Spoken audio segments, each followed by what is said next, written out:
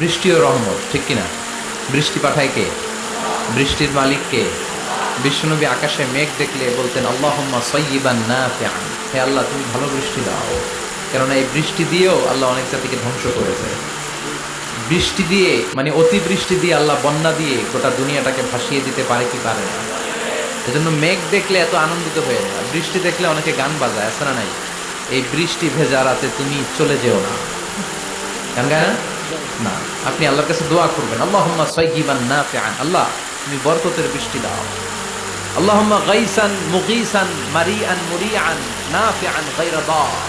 বিষ্ণু করতেন আল্লাহ এই বৃষ্টিটা যেন উপকারী হয়, এই বৃষ্টি থেকে যেন ঘাস লতা পাতা কিছু পায়, এই বৃষ্টিটা যেন আমাদের জন্য বরকতময় হয়, যেন কল্যাণময় হয়, কোনো ক্ষতির কারণ যেন না হয়, তুমি কবুল করো।